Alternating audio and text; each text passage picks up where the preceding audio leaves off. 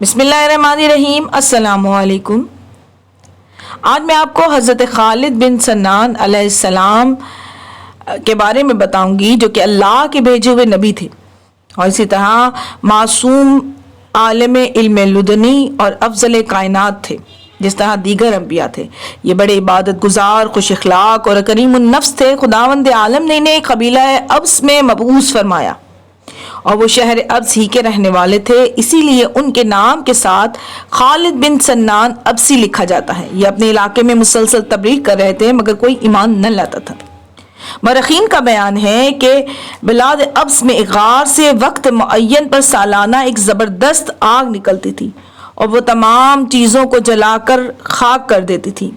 ना वहाँ ज़राअत की जा सकती थी, ना इमारतों की तामीर हो सकती थी, ना किसी किस्म की आबादी का इम्कान था, क्योंकि वो आग जब निकलती थी सब कुछ तबाह कर डालती थी। इस इलाके के लोग सख्त आजिज और परेशान थे मगर कुछ बनाए न बनती थी। हज़रत खालिद अलैहिस्सलाम बिन सन्नान अब्सी ने मबऊस होने के बाद उनसे कहा कि मैं इस आग को अगर बुझा दूं तो क्या तुम ईमान लाओगे? इन लोगों ने कहा, अगर आप इतना अजीम एहसान हम पर करेंगे तो हम ज़रूर इसके एवज में आप पर ईमान लाएंगे। हज़रत खालिद अलैहिस्सलाम ने कहा, मैं वादा करता हूँ कि जब ये आग बरामद होगी मैं इसको वहीं पहुँचा दूंगा जहाँ से वो निकलेगी, और फिर ऐसा कर दूंगा कि कभी बरामद न होगी। गर्ज की तबलीग में मसरूफ़ रहे और इन लोगों पर राह रास्त दिखाने की सही करते रहे, मगर इन्होंने इनकी एक न सुनी। लेकिन ऐसा हुआ कि जिस दिन आग अपने पहाड़ी गार से निकली और तूफान की तरह आगे बढ़ी, ये सामने आ गए और उन्होंने अपने दोनों हाथों से इस गार की तरफ इस तरह धकेल दिया जिस तरह कोई सख्त और मुजस्सम चीज़ धकेली जाती है, और इसे पीछे सरकाते हुए गार के अंदर ले गए और साथ ही खुद भी गार के अंदर दाखिल हो गए। लोगों ने ख्याल किया कि खालिद जल भुनकर खाकस्तर हो गए, इसलिए बरामद नहीं हुए, लेकिन थोड़ी देर के बाद वापस आए और बिल्कुल सही और सालिम थे। गार से निकलने के बाद उन्होंने उन लोगों से कहा, हमने तुम्हारी बहुत बड़ी मुसीबत टाल दी है, अब तुम अपने वादे के मुताबिक ईमान लाओ। तो वो टाल मटोल करने लगे और कोई भी ईमान लाने के करीब ना भटका। इनके इस तर्ज अमल से हज़रत खालिद बिन सन्नान अब्सी बहुत तंग दिल हुए और हद दर्जा मायूस हो गए। उलमा का बयान है कि इस आग को जो गार से निकला करती थी और जिसे हज़रत खालिद बिन सन्नान अब्सी ने खुदाई ताकत से हमेशा के लिए नीस व नाबूद कर दिया था, नारुल हरसैन कहते थे।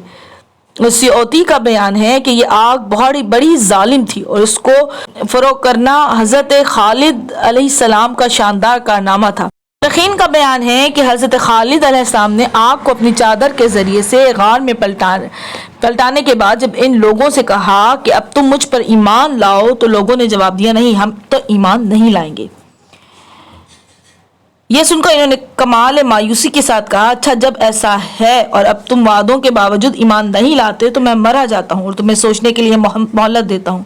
सुनो, मैं फला वक्त वफात पालूंगा, तुम मुझे फला मकाम पर दफन कर देना।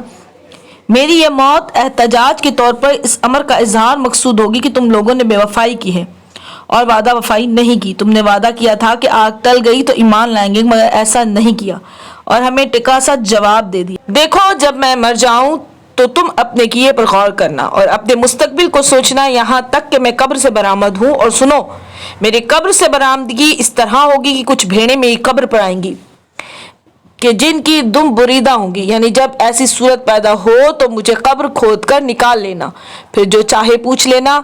हज़रत खालिद बिन सन्नान ने यह सब कुछ इन लोगों से कहकर लिबास हयात उतार दिया और मौत की चादर ओढ़कर फौत हो गए।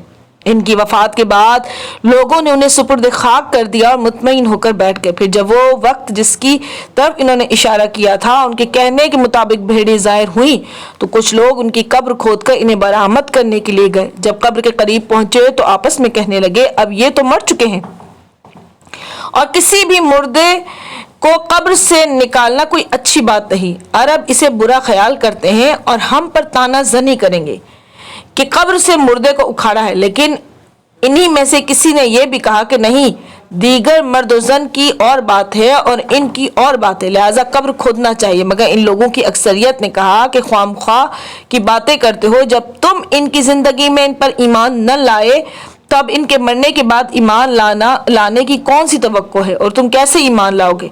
बेहतर यह है कि इनको इनके हाल पर छोड़ दो اور اگر نہیں مانتے اور قبر کھود کر نکالنا ہی چاہتے ہو تو پھر تم جانو آئندہ حالات کی ذمہ داری تم پر ہوگی۔ ہماری رائے یہ ہے کہ انہیں چھوڑ دو اور ان کی قبر نہ کھودو۔ پھر اس مقصد پر اتفاق ہو جانے کی وجہ سے ان کو قبر ہی میں چھوڑ کر چلے گئے۔